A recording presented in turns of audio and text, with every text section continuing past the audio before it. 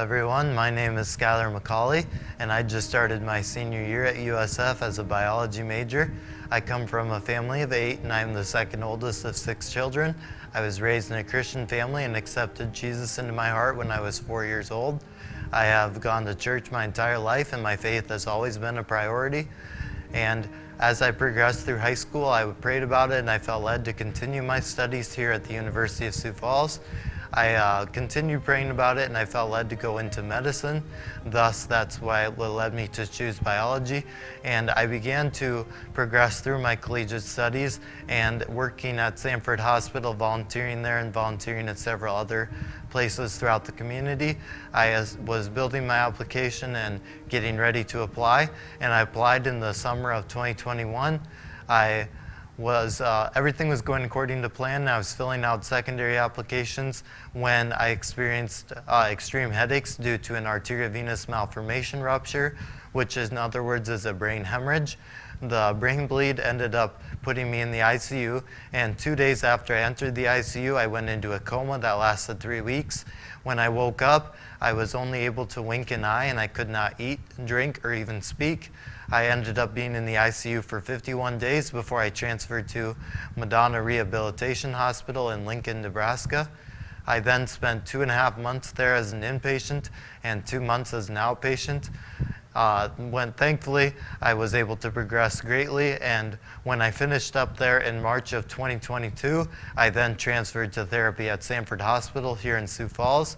I continued speech therapy until April of 2022. Occupational therapy ended in May of 2022, and I continued physical therapy all the way until the beginning of August of 2022. And by the time I was done, even though my journey started in a wheelchair, I was able to walk independently in the home and continue to do so. And outside the home, I am using forearm crutches just as an aid, but I'm hoping to be losing those soon and be able to just use a walking stick. So I'm continuing to progress, and I'm very thankful for God's blessing throughout this journey. I have seen God work through this journey, not only in my own life, but in those exposed to it. I believe God has not only deepened my passion for medicine through this experience, but He also helped me understand what patients go through and to be able to empathize with them and understand their journey as I have underwent this difficulty.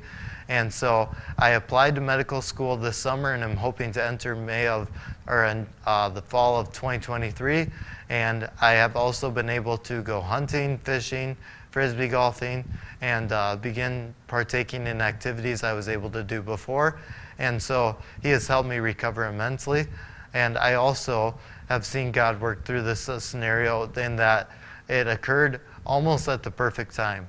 Even though I didn't want it to happen, it happening 10 days before the semester was supposed to start ended up being perfect because my dad was able to drop all my courses, and I was able to withdraw then from my last year at the University of Sioux Falls. And I was also able to finish up as an inpatient on December 23rd of 2021.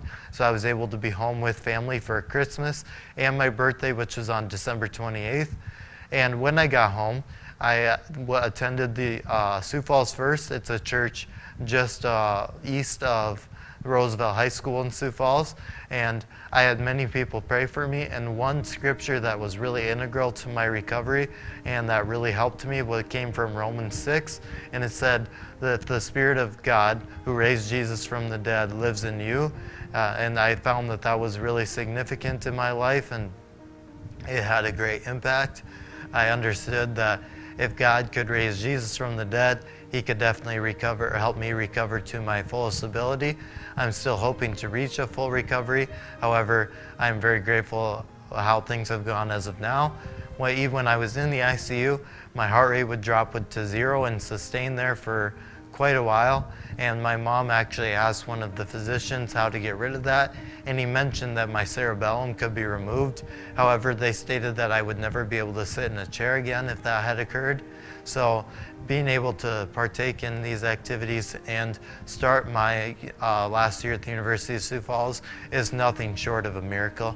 I'm very grateful for this opportunity, and I feel very blessed that God has allowed me to get to this point, and I hope to continue sharing my story as I eventually aspire and hope to enter medical school. And I think that if I become a physician, this story will not only be a powerful motivator and powerful testimony for myself and my Christian walk, but also for patients and sharing my Christian beliefs. And so I think that it'll have a very great impact. So thank you for listening.